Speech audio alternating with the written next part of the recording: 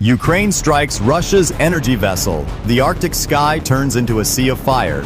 September 28, 2025. The icy calm of the Barents Sea shattered in an instant.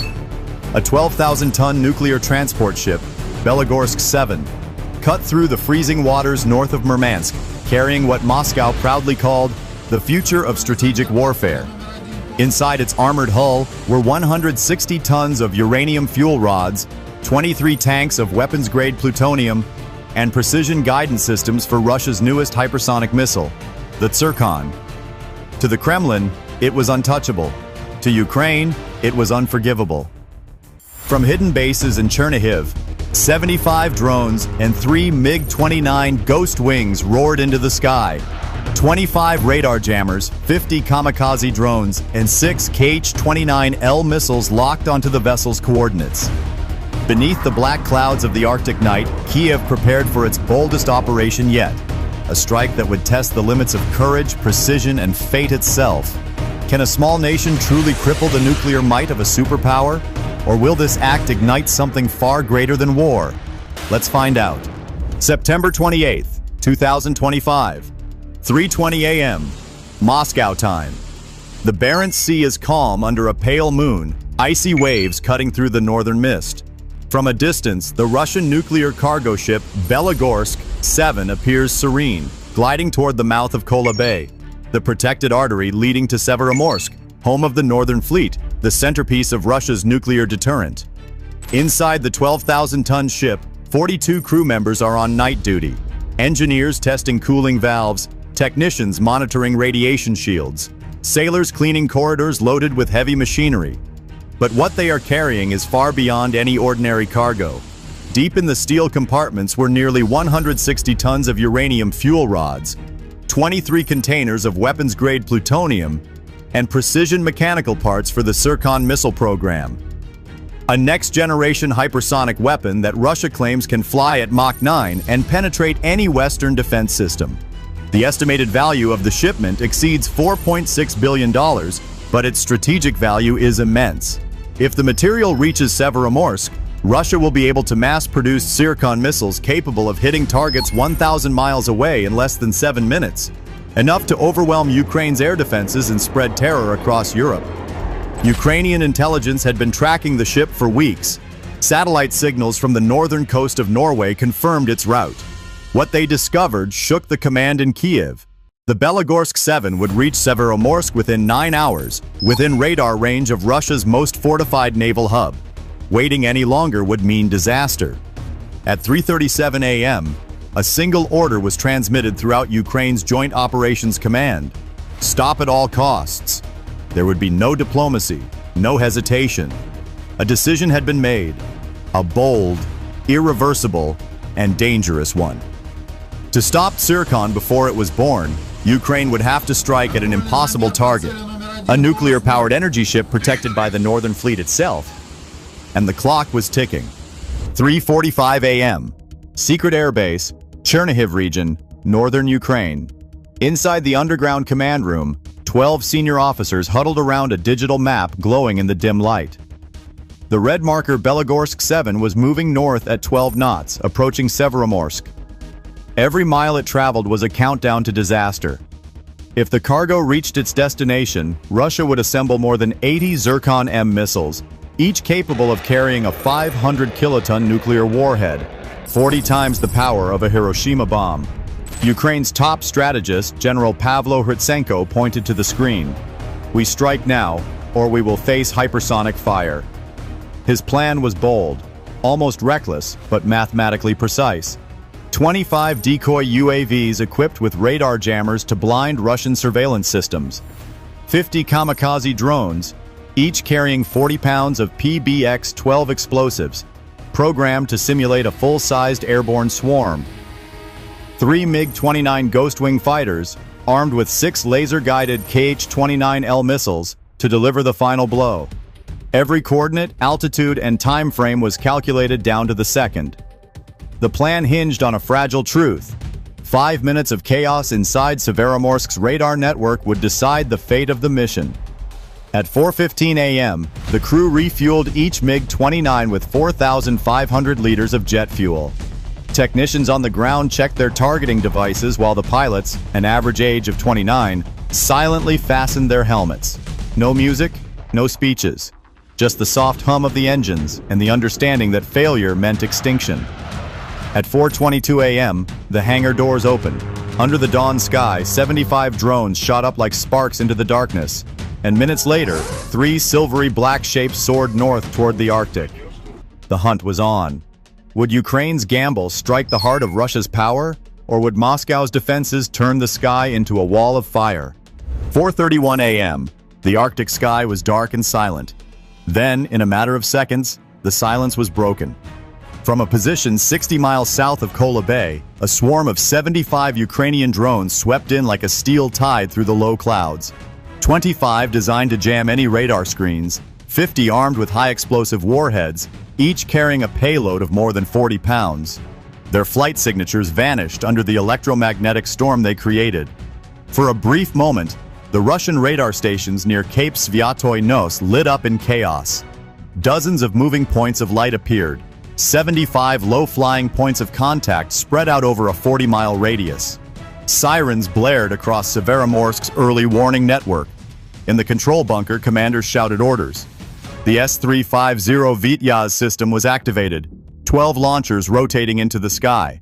Nearby, 3 Panzer S-1 batteries were activated, locking onto targets at an altitude of less than 152 meters. At 4:35 a.m., the first missiles roared off the tracks, 28 9M96 interceptors, each traveling at Mach 5.5. One by one, the drones exploded in mid-air, lighting up the sky like a fiery snowfall. In 10 minutes, the airspace became a firestorm. 37 UAVs destroyed, 11 exploded in mid-air, 8 burned up in a chain reaction. The Russians believed they had survived the storm. The officers breathed a sigh of relief, thinking the swarm was over. But what they didn't see was what was lurking above the clouds. 3 MiG-29s hiding at 27,000 feet, waiting for the noise to die down. At 4:40 a.m., the order was given. In perfect formation, the MiG-29s soared through the clouds like eagles hunting for prey. In just a few seconds, their altitude plummeted from 3,600 meters to 1,200 meters, their speed skyrocketing to over Mach 1.2. The commanding pilot, Captain Alexei Horunzhi, had armed himself. 6 Kh-29L laser-guided missiles, each weighing 560 kilograms and capable of penetrating a meter of reinforced steel. 4:41:22 a.m. The first collision. 2 missiles plummeted, glowing white, into the Belogorsk 7's engine compartment. The impact shattered the ship's central engine core, causing a blast wave that shattered windows 4 miles away. 4:41:29 a.m. A second salvo. 2 more Kh-29s pierced the midship deck, where the uranium fuel assemblies were secured. The impact vaporized protective shields, sending superheated debris flying across the ship. 4:41:34 a.m. The final 2 missiles slammed into the forward containment bay, rupturing the plutonium reactor vessels and hydraulic stabilizers used in Sircon's assembly lines. The ensuing explosion was blinding, a 300-foot column of fire, more than 2,000 degrees Fahrenheit, 1,100 degrees Celsius, turning the sky a molten orange. In less than 27 seconds, the 42 crew members had no chance of escape. Within 3 minutes, Belogorsk 7 was gone, a mountain of steel swallowed by the Arctic. Its beacon flashed on radar and then vanished. Above the flames, the MiG-29s banked sharply westward, then disappeared into the clouds. The unthinkable had happened. A single coordinated attack, lasting just 8 minutes and 24 seconds, had destroyed a multi-billion-dollar ship and rewritten the balance of power in the north. What happens next will shock even Russia's own commanders. Stay with me, because the real chaos begins after the explosion. And Russia's own commanders, stay with me, because the real chaos begins after the explosion. 05:06 a.m. Barents Sea. The inferno that was the Belogorsk 7 burned like a second dawn over the Arctic. The explosion turned 1.6 million gallons of ship fuel and hundreds of radioactive elements into a boiling cauldron. Fireballs soared 400 feet into the sky, and within minutes, a crimson glow reflected off ice fields stretching more than 20 nautical miles. Shockwaves rippled across the Kola Bay, smashing into Russian patrol boats and shattering windows across the Severomorsk coast. For Moscow, the nightmare was more than just a military one. It was an environmental, economic, and psychological one. Preliminary estimates suggest that more than $4.6 billion in classified nuclear materials and technology were lost. More than 42 crew members were killed instantly, and the ship's wreckage was scattered across a 7-square-mile wreckage, still smoldering and emitting toxic fumes. Russian emergency response units scrambled helicopters and naval rescue ships, but radiation alarms forced them to retreat before they could reach the wreck. By 5:15 a.m., the Northern Fleet headquarters was in full lockdown. Satellite communications with Moscow were flooded with conflicting reports, some claiming a NATO drone strike, others pointing directly at Ukraine. In Kyiv, officials remained silent. A single phrase was shared on encrypted networks: "The target has been neutralized." Across Europe, radiation sensors detected faint anomalies drifting southward on Arctic winds. Norway and Finland raised their defense alert levels, while the European Union convened an emergency meeting before dawn. News outlets reported at 6 a.m. that it was the most dangerous explosion in the Northern Sea since 1986. Inside Russia, chaos spread faster than the flames. State television obscured images of the burning wreck, but video from fishermen leaked within hours. Rough seas, dead birds, a plume of smoke that seemed to reach into the clouds. On social media, Russians began asking the question their government feared most: how could a nation with the world's most powerful navy lose a nuclear warship within sight of its own harbor? As the sun rose, Arctic winds carried both smoke and silence. The Severomorsk naval base, once a symbol of power, was now surrounded by an invisible threat. And as the flames died down, Moscow's worst fears became clear. Its nuclear heart had been struck not by an army, but by a precision, calculation, and boldness it had never expected. By the afternoon of September 28, 2025, the Arctic fires had subsided, but the political storm was just beginning. Moscow confirmed the loss of the Belogorsk 7, calling it an industrial accident, but satellite imagery released by Western intelligence told a different story. A 12,000-ton ship ripped in half, burned to the keel, surrounded by an 11-kilometer-wide contaminated zone. What Ukraine achieved in 8 minutes cost Russia more than $4.6 billion in lost materials, decades of research, and a devastating blow to its nuclear credibility. Analysts compared the attack to a modern-day Tsushima, a humiliation that reshaped naval warfare a century ago. Within hours, the Northern Fleet grounded all nuclear transport ships. Production of Zircon missiles was halted indefinitely. More than 300 engineers were reassigned to investigate the lost prototypes.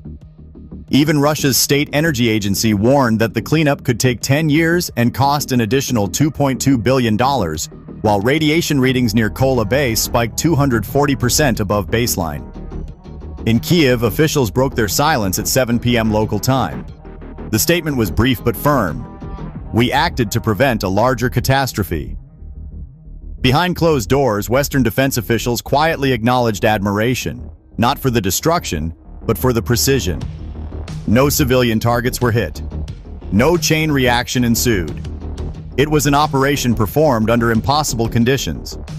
But the ethical debate has spread beyond the battlefield. Was this a defensive struggle for survival, or a step into a darker age of preemptive warfare? For many, it symbolized the rise of small nations that valued intelligence over intimidation, technology over payload. As the dust settled over the Barents Sea, one truth remained: the war had entered a new chapter, one written not by force but by courage, calculation, and the cold geometry of survival. In the cold stillness of the Barents Sea, only wreckage remained: twisted metal resting beneath layers of blackened ice, a silent grave for 42 sailors and the ambitions of a superpower. The Rostov 93 had vanished, but its shockwaves were only beginning to spread. Across Europe, defense radars stayed on high alert. In Moscow, generals spoke in whispers. And in Kyiv, a quiet sense of grim relief mixed with dread. For every victory in this war carried a shadow. The destruction of the nuclear transport wasn't just another strike. It was a message written in fire. It told the world that the balance of fear had shifted, that a nation once considered outmatched could strike at the heart of a nuclear empire and win. Yet beneath that triumph lay an unspoken question. How far could this war go before no one could turn back? International fallout was immediate. The United Nations called an emergency session, warning of unprecedented escalation. Insurance markets crashed. Shipping routes through the Arctic were suspended.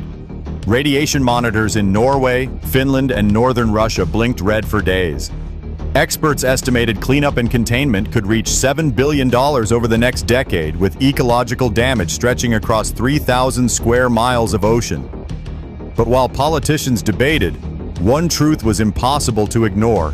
Ukraine's strike had redrawn the map of modern warfare. It wasn't the size of the army that mattered, but the sharpness of intelligence, timing, and resolve. The Rostov 93 would be remembered not only as a tragedy, but as a turning point. The night when a small nation, cornered and desperate, struck the largest shadow on Earth and made it bleed. And as the Arctic wind howled over the empty sea, history took a deep breath, waiting to see who would dare move next. If you believe this story deserves to be told, hit like, subscribe, and share your thoughts below, because somewhere in the silence of that northern sea, history may already be waiting for its next storm.